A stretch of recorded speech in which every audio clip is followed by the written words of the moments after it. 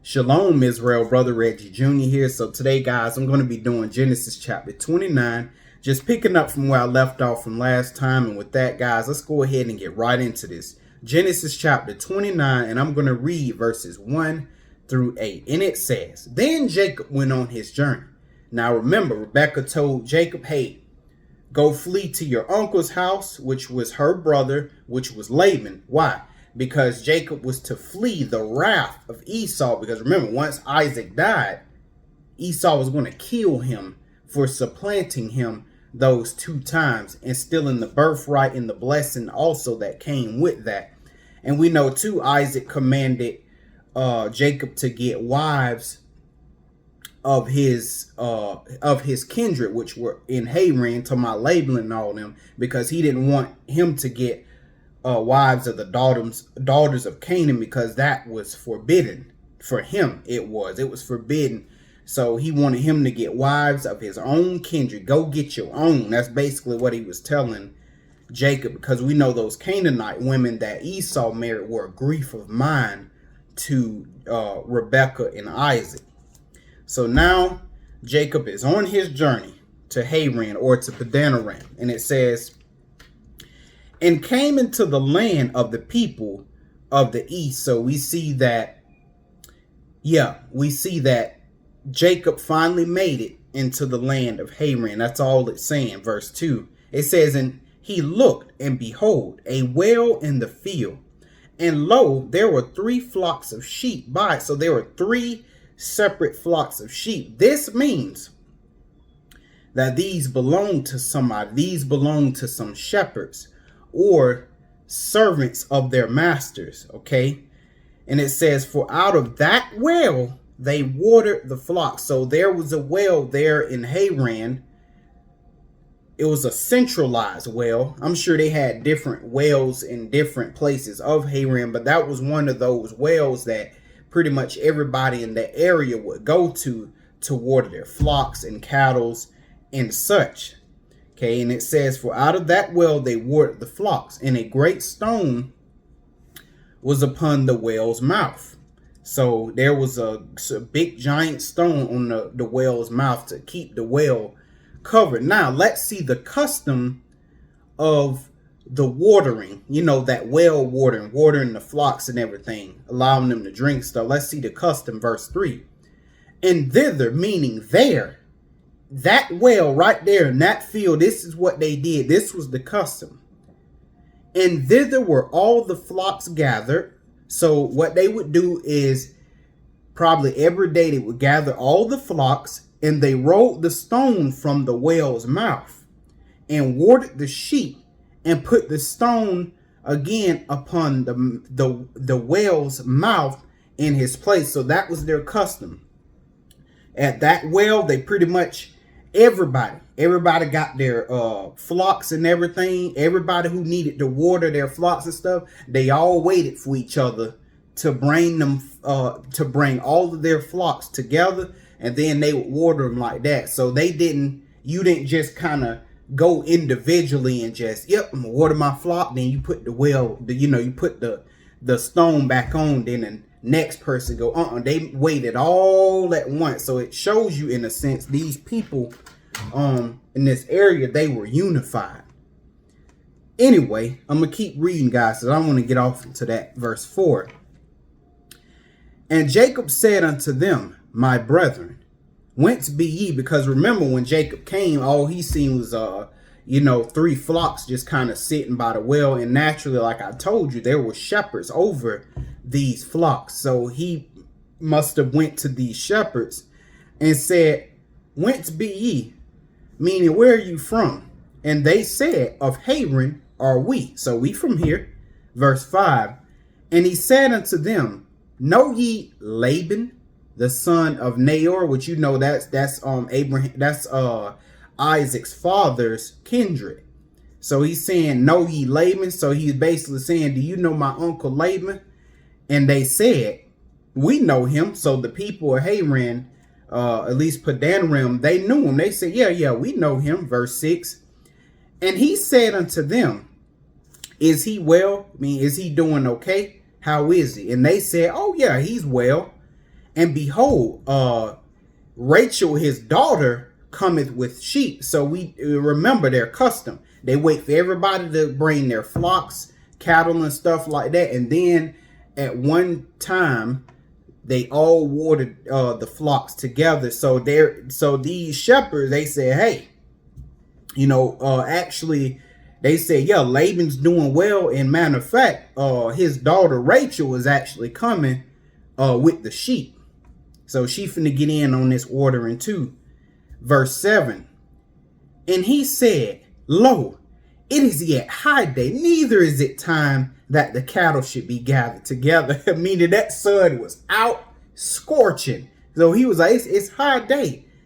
It is yet high day, neither is it time that the cattle should be gathered together. Water ye the sheep and go and feed them. Oh man, this is funny because I had just realized something. That is actually pretty funny. But let me read verse 8. And they said, we cannot until all the flocks be gathered together until they roll the stone from the whale's mouth.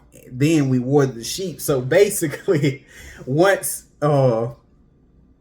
Jacob found out that Rachel was coming, and of course that she was from Laban, he tried to hurry up and be like, man, hurry up, basically, yeah, water y'all sheep or whatever, just go ahead and do it, and then just go ahead and leave. Because basically what he wanted to do was he wanted to get Rachel alone. He wanted to talk to her and be with her alone. But again, according to their custom, they have to wait for everybody to come with everybody. They waited for everybody to come with their flocks, and then they watered their flocks. So this was basically Jacob's attempt to try to, it was his attempt to try to get Rachel, by herself. And don't dudes do that today? Let's say they have friends or something around and they see the girl that they like coming. What they try to do, hurry up and shoot a friends up. Hey, hurry up, man. Hey, can y'all go somewhere real quick? Just come, y'all, come on, man, just real quick. Because, see, he looking at this girl that he liked coming up and he want to be with her and talk to her alone. That's all this was. That was pretty funny, though. But now we're going to continue, guys. Let's go ahead and read verses 9 through 14. And it says, and while he yet spake with them, Rachel came with her father's sheep, for she kept them. So she was a keeper of the sheep, just like Moses. 10. And it came to pass, when Jacob saw Rachel, the daughter of Laban, his mother's brother. So basically, when he seen his uncle's daughter, what that'll be, y'all? That'll be his cousin, right? Rachel would basically be his cousin. I think that's how it worked. But anyway, yeah, it would be his cousin. So he seen his cousin, Rachel. It says that Jacob went near. Okay, so he went near to where she was at, near this well.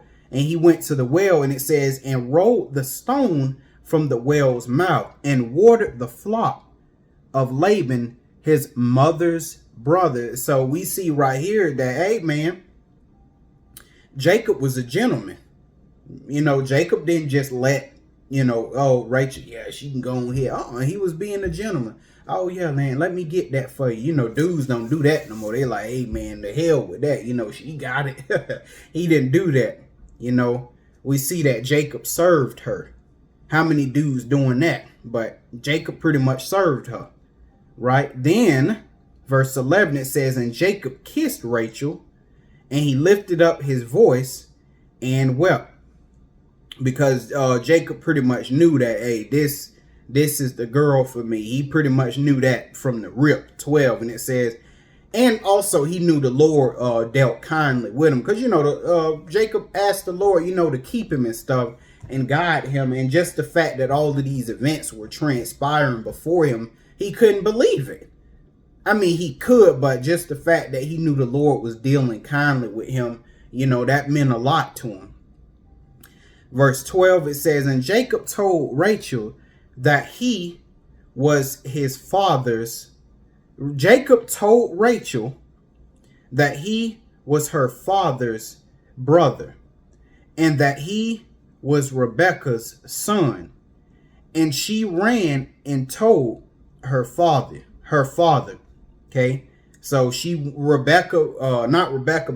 Rachel went and she told basically her father Laban everything that happened. Verse 13, and it says, and it came to pass when Laban heard the tidings of Jacob, his sister's son. So Laban basically was like, oh, shoot. He said, my nephew out there. Because remember, to Laban, that's Laban's nephew. Jacob is Laban's nephew. And like I said, at the time, the Lord, he allowed ancestral relations and stuff. He allowed that. He allowed it with Adam. He allowed it with Ham, Shem, and Japheth. He allowed it with that. But once there became enough people, he pretty much put a stop to it, made a law. Hey, don't go to, you don't need to get with your nearest of kin, pretty much. That's all he's saying. But anyway, Laban basically was like, oh, shoot, my nephew out there. And it says, when Laban heard the tidings of Jacob, his sister's son, we still in 13, that he ran to meet him and embraced him and kissed him. He like, oh, yes, sir, boy, my nephew. And it says, and brought him to his house. And he told Laban all these things. Okay. So he told him about the promises and, why he was there, his reason for being there, how he was supposed to get a wife, from his kindred. He told Laban all of that stuff. 14, it says, and Laban said to him, surely thou art my bone and my flesh. And he abode with him the space of a month. So Laban knew for sure, after dealing with Jacob for a while, he said, you my kin. You know how when somebody come up to you and say, hey man, I know you don't really know me, but I'm your cousin or something like that. And you be like, But you talk to him and hang with him for a little bit, boy, ain't no doubting it. Because, you pretty much, family tend to act the same. Family members tend to have the same attitude, everything. That's usually how it is with your kin. Anyway, for 15. Now, I'm going to read 15 through 20, and it says, and Laban said unto Jacob, because thou art my brother, shouldest thou serve me for naught? Meaning that just because you my brother, meaning just because you're my nephew or whatnot. He said, does that give me the right to make you serve me for free? No. Laban knew it was the right thing to do to pay Jacob. So that show you too, if you got family members doing work for you or whatnot, you need to pay them. Not just, it just depends on the circumstance. But if you have your family working for you, let's say if you got an uncle or something like that, or a nephew, right? In this case, who, let's say, is an electrician and something weird happened in your house, maybe a circuit in your house is blown or something, so you got the hookup. Yeah, let me call my nephew. Hey, what's up, nephew? Yeah, something going on, man. I had a circuit, blow in my house or whatever, man. Can you come fix it? Then, he on the other end. Yeah, I can come fix it. I'll be there in about 15 minutes. He pull up, he arrive, he come, you know what I'm saying? Then he go to where the circuit or fuse was blown. He fix it, right?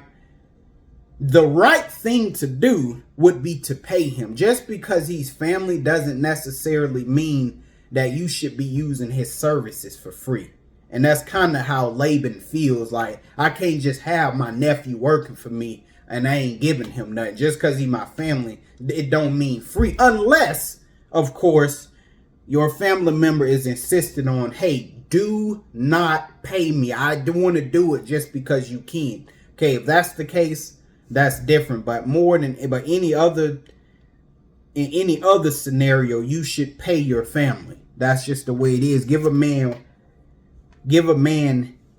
his worthy wages. All right. So 15 at the end, Laban basically asked Jacob. He says, what shall be your wages? What do you want me to pay you? Verse 16. And this was Jacob's response. He says, It says, and Laban had 2 daughters. All right. So I believe this was Jacob's cousins, right? Correct me, y'all. It is cousins, right? Just let me know. But it was Leah and Rachel. Okay. Those were Laban's daughters. So that means for Rebecca, that was her 2 nieces. So her 2 nieces were Leah and Rachel, but that would be cousins for Jacob. Boy, I'm overthinking this, y'all, but I'm trying to make it make sense in my mind. Sometimes I got a bad habit of thinking too hard. But anyway, so Laban had Leah and Rachel. Leah was the oldest, and Rachel was the youngest. Now, verse 17 is going to go ahead and get into a little bit of appearance. It says, Leah was tender-eyed, okay?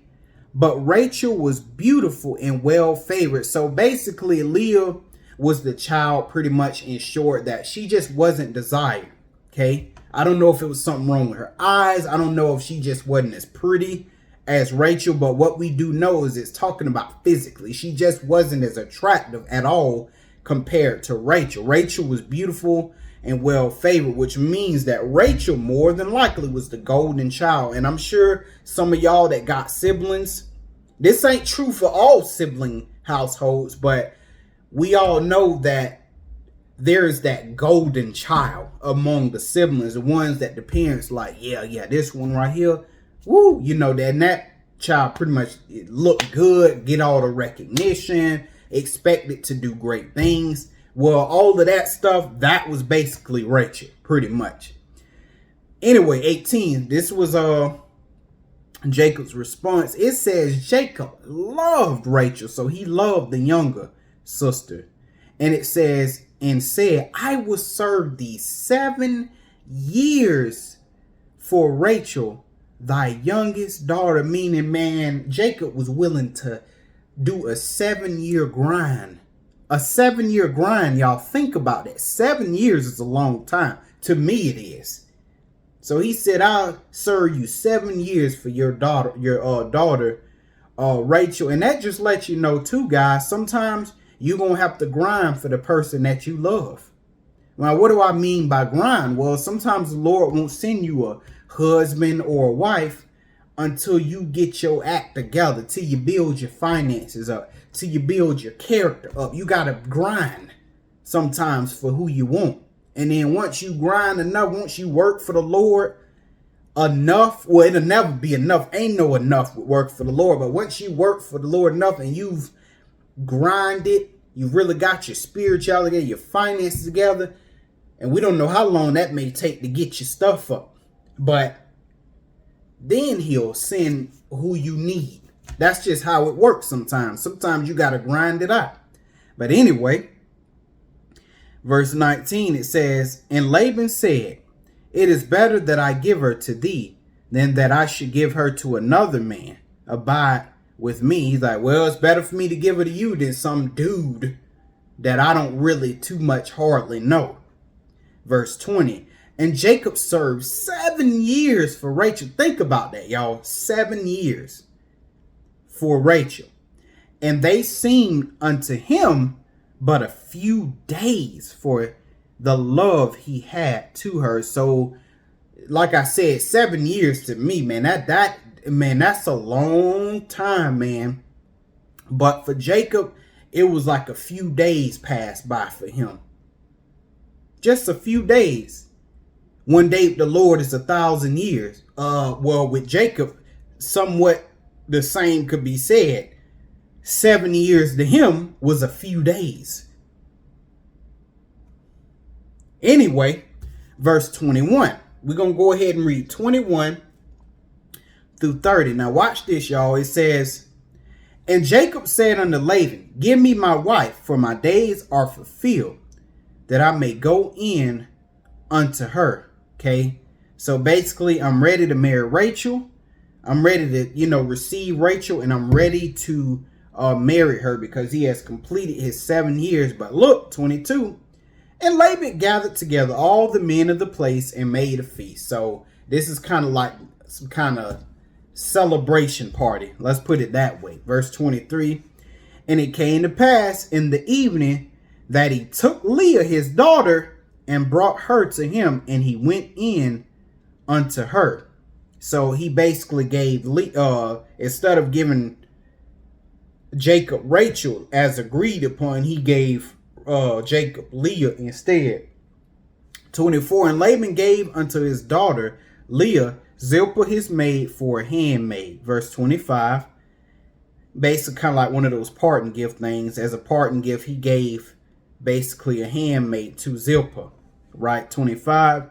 And it came to pay. You know that what that kind of remind me of? Because we see that kind of in the Bible where, you know, whenever the women sometimes will get married to, you know, the man, the father would oftentimes give, you know, as many as 2, 3, or probably more handmaids to, you know, his daughter. Ain't that's what they used to do in slavery? Now, you can call me crazy, but didn't they do that in slavery, right? Whenever, let's just say the daughter, let's say Betsy was marrying Jim, right? And then the father of Betsy, let's say, oh, look at all that there. My daughter Betsy, man, is getting married to that there old knucklehead Jim. I love Jim, though. Hey, baby, hey, Betsy, as a gift to you, I'm going to give you 5 of these little slave girls here. Brothers and sisters, that's coming back. Except this time, we going to be the one doing it. So whenever you see that they gave servants to each other, that's all that they was doing in slavery. The stuff that we look at is, oh my God, the Lord on board with that. And those things are coming back. That's exactly what Laban did. Gave Rachel basically a slave. Yeah, here this little slave maid right here. She gonna serve you. Boy, I'm telling y'all, we don't understand this Bible like we think we do. We got this Western mindset. Our mind, boy, I'm telling y'all, our mind is fried. But anyway, let's go ahead and keep on reading 25. And it came to pass that in the morning, behold, it was Leah. Okay, but now I'm going to look at this now. Let's look at this real quick. Now, it says it came to pass in the morning, behold, it was Leah. So what I'm thinking, because Jacob went in unto her, had sex with her, you know, prior to him knowing it was Leah. So at this feast or whatnot, it's probably safe to say that Jacob probably was drunk and he probably didn't know who he was laying with until it came to pass in that morning, which means they were going wild at that feast that Laban made. So Laban probably made Jacob drunk. Okay, and then he gave it to Leah, because when you're drunk, you don't really know. You're not there all the way. So he went in unto her and then, you know, laid down, sleep or whatever like that. Then the morning came, he looked. Oh, Lord, it was Leah. It wasn't Rachel, but it was Leah. 25, let's keep reading. It says, and he said to Laban, what is this that thou hast done to me? Did not I serve with thee for Rachel? Wherefore then hast thou beguiled me? So you see, Jacob pretty much taking a punch in the face for what he did to Esau. Boom, taking it right in the gut. 26. And Laban said, it must not, let me see. Laban said, it must not be so done in our country to give the younger before the firstborn. And brothers and sisters, let's say that that is true for Laban in their country. And Haran, let's say that that really was the case and is the case. There was also another reason why Laban pulled that stunt, but we're going to find that out in the next chapter, why he did that. But for now, let's go ahead and keep reading, y'all. Verse 27, it says, fulfill her week, and I will give thee this also for the service which thou shalt serve me yet 7 other years. You know, Jacob, go ahead and serve me another 7 years, and then I'll give you Rachel, and then everything will be all good. You'll be on your way. 28. And Jacob did so and fulfilled her week. And he gave him, meaning Laban gave Jacob, Rachel, his daughter, to wife also. So Jacob ended up working a total of 14 years for his uncle Laban to get essentially Rachel, but he also ended up getting Leah in the process. Now, verse 29, it says, and Laban gave to Rachel his daughter Bilhah, his handmaid, to be her maid. Okay, whoa, hold on, y'all. Let me see something. Okay, never mind. Y'all thought for a second Bilhah was Laban's other daughter, but whoo, excuse me, I had just read that wrong. And Laban gave to Rachel his daughter Bilhah, his handmaid. So Bilhah was the name of the handmaid, to be her maid. So once again, we see this transaction, if you will. I'm gonna give you this slave girl, basically, this servant to you. She gonna be your hand. She gonna do everything for you. And I kid you not, y'all, I'm not crazy. That's what used to happen in slavery. When we were in slavery, we were oftentimes given as a Christmas present to the sons, to the people that had us in slavery. We were oftentimes given to their sons and their daughters as Christmas presents to serve them as a gift. We were literally given as a gift to those people's sons and daughters to serve them. Okay, and what all of that does just say this, that the Bible support that. And that stuff is coming back. But of course, Babylon has changed a lot of things, and this Western mindset has destroyed us. So a lot of times when we're in the Bible looking at this stuff, we don't really know what we're looking at.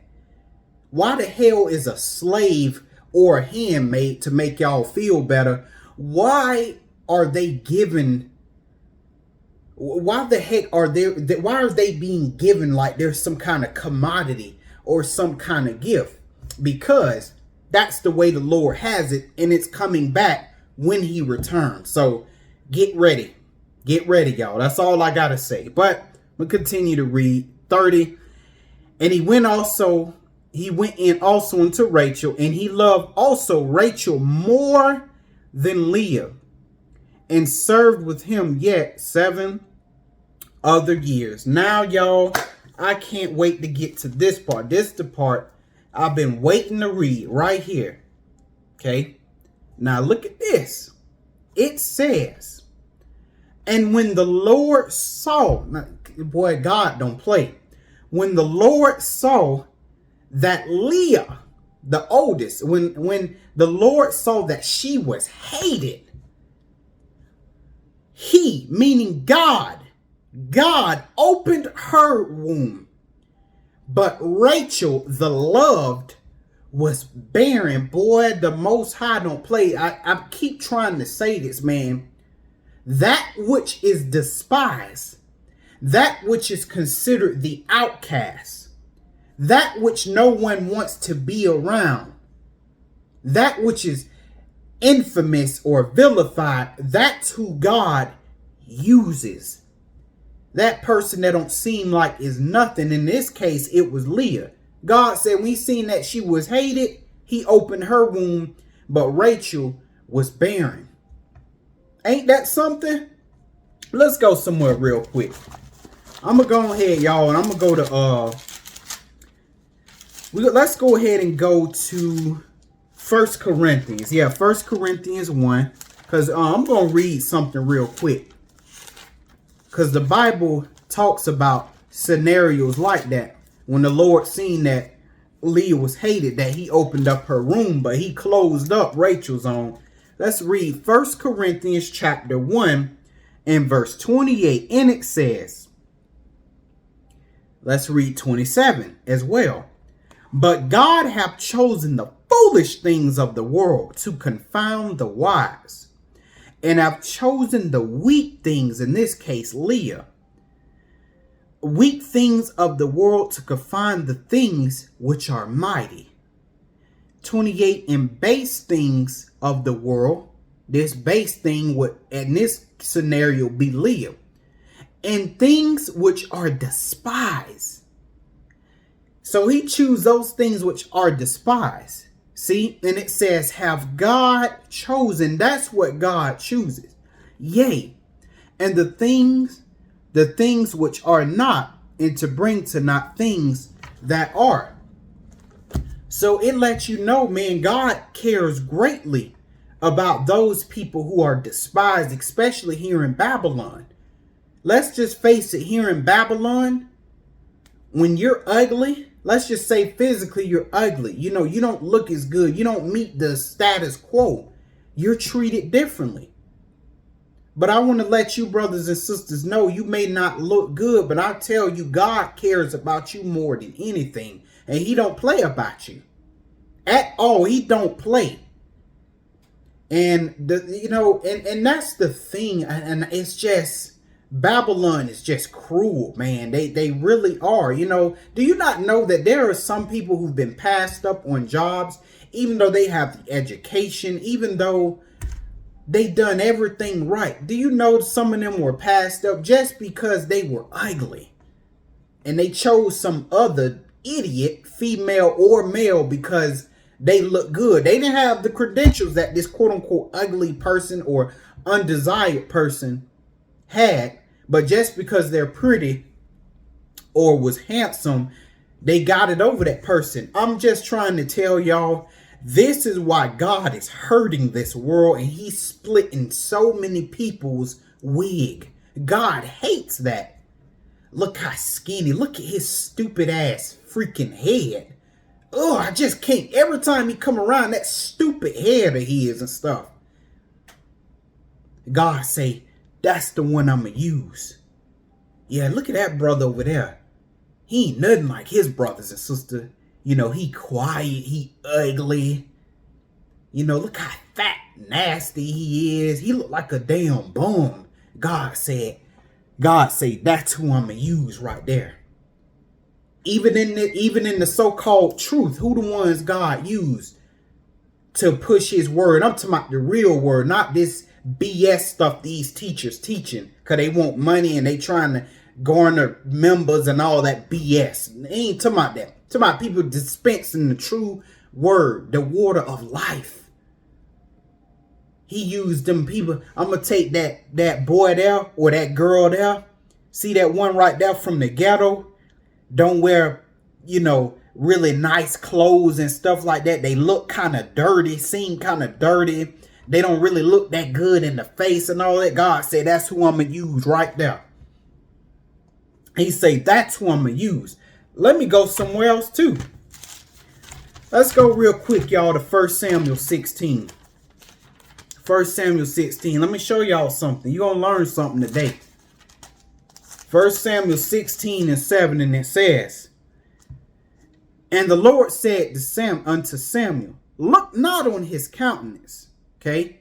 Because Samuel thought David's other brothers were going to be chosen as the king. At least one of them. Because, oh, look, they tall. They handsome, big. Boy, ain't a scar up on him. So Samuel thought, yes, sir. But who did God end up choosing to be King David? That boy in the back. The so-called black sheep. Y'all know the black sheep of every family. Usually the ones God ended up using for his bidding.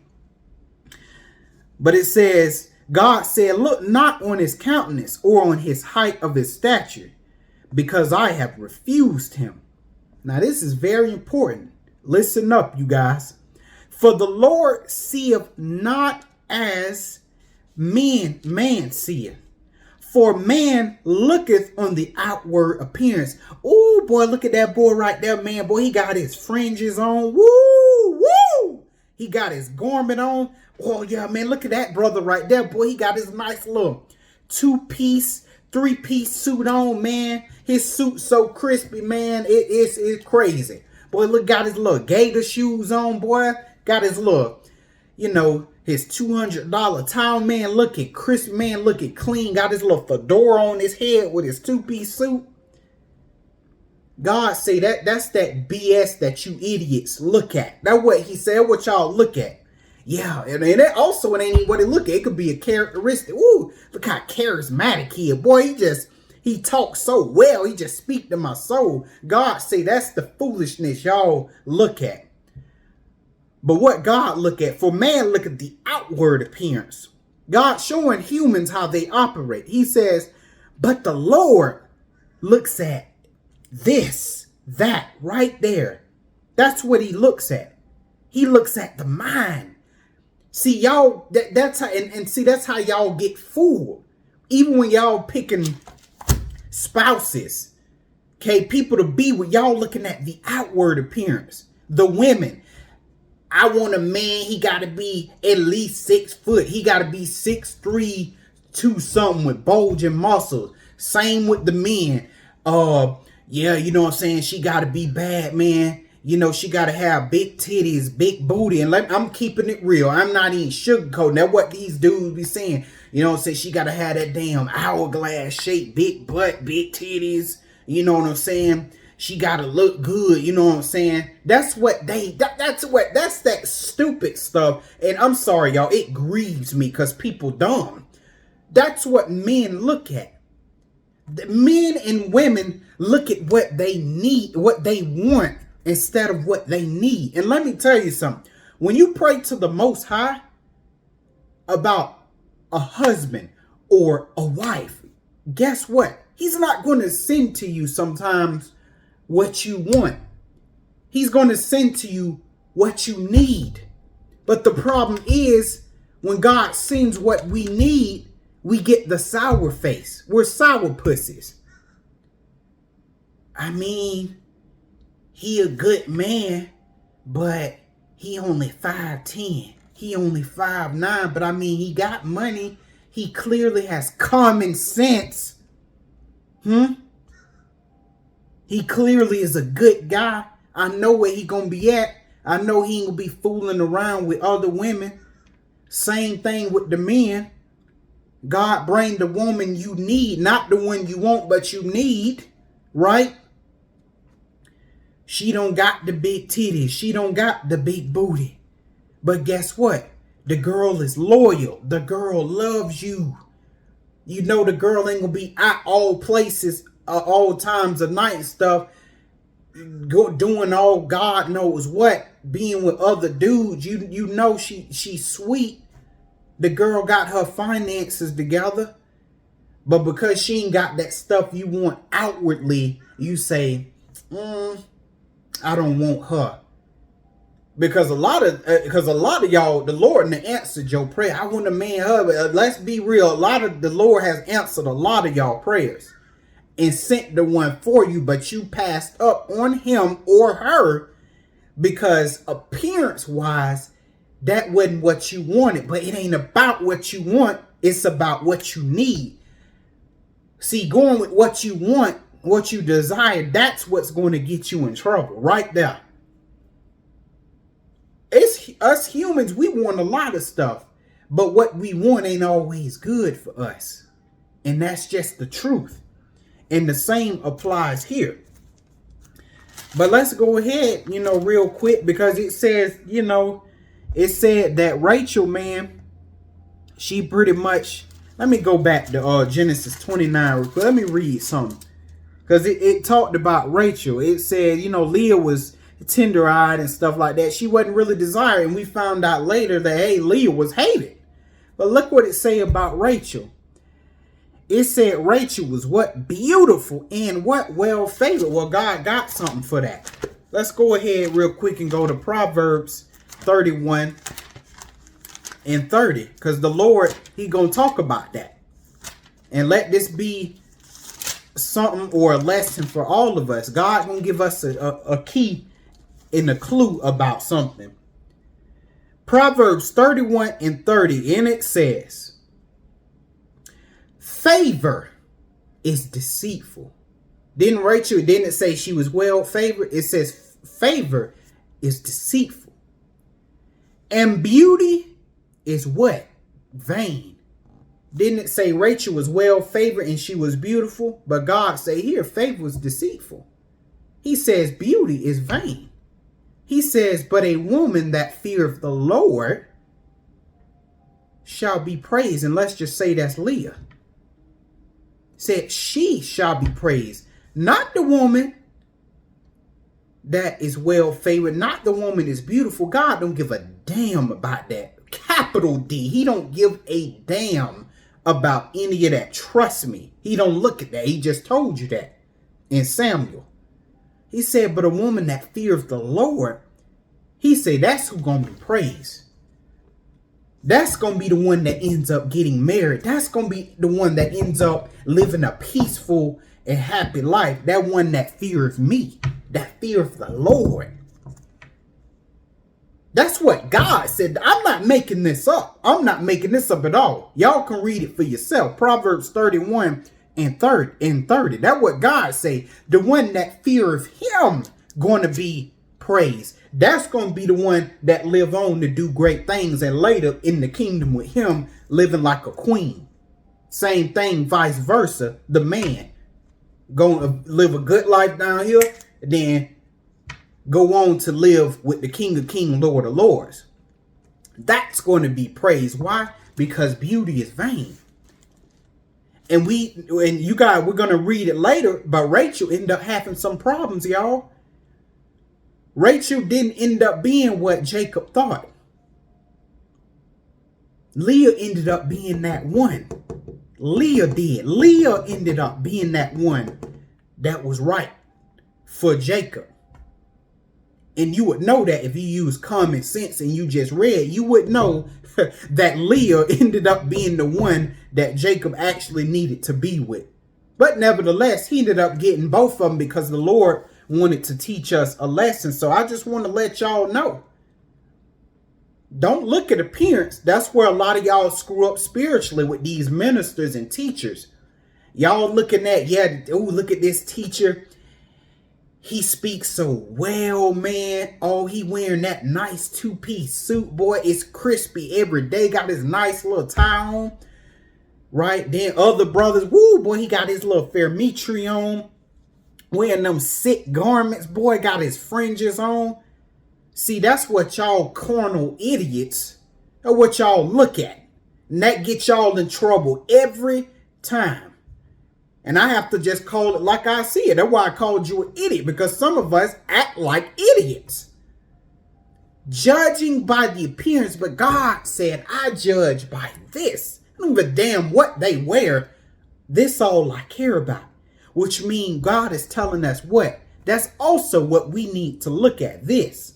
Do you not know we are so stupid to the point where, and I'm talking about all of us, we are so dumb and we're idiots to the point where just because someone look good, we will allow them to get away with abusing us and mistreating us. Do you not know we're that stupid as people? We will let someone harm us and mistreat us just because they look good. Just because they're charismatic. Just because they wear a two-piece suit. Just because they wear Fermitri garments and fringes. Just because they speak well. Just because they're quote-unquote famous and everybody knows, and we allow ourselves to get dogged out for appearance.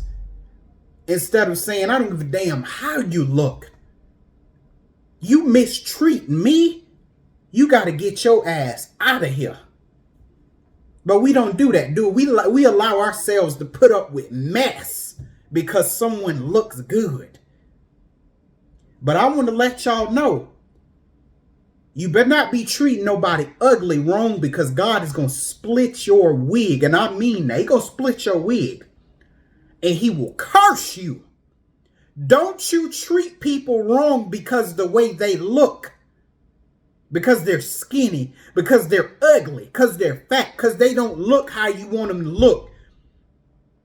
God don't play about those who are despised among men, who are outcasts. You treat them wrong, I want to let you know, God, the King of Kings, Lord of Lords, he gonna come after you. Don't you do it.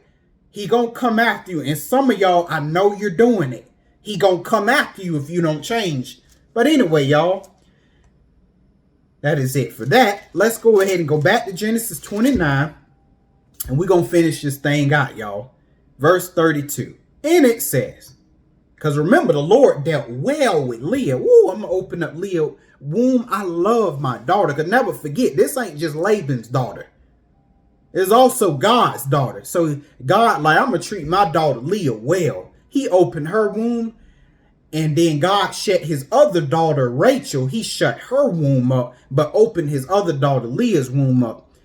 32, and it says, and Leah conceived, and bare a son, and called his name Reuben. Oh boy.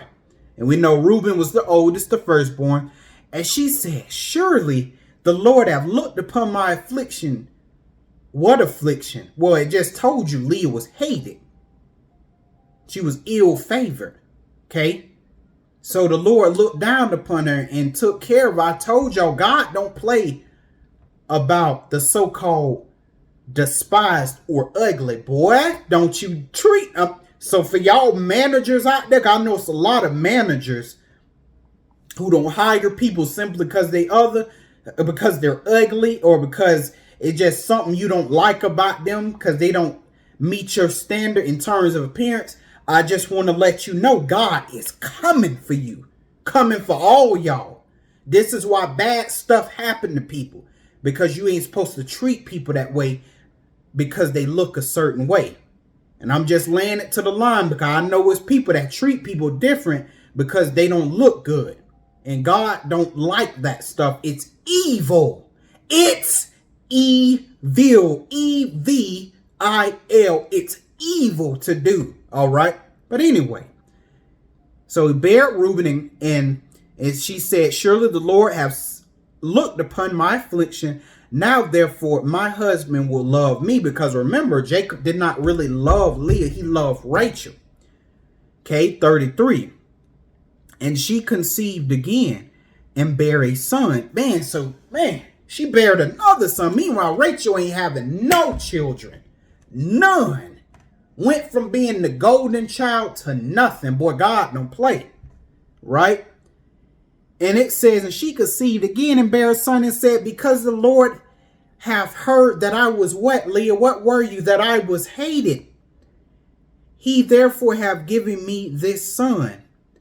And she called his name Simeon. Boy, I'm telling you, man, God take care. He takes care of the despised. He takes care of the black sheep of all of the families of the earth.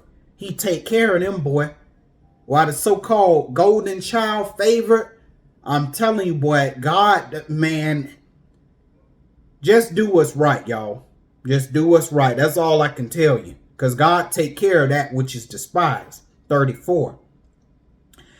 And she conceived again and bare a son. And now this time will my husband be joined unto me, because I have borne him 3 sons. Therefore his name is called Levi. Oh Lord. Now hold on. 35. And she conceived again and bare a son. And she said, now will I praise the Lord. Therefore she called his name what?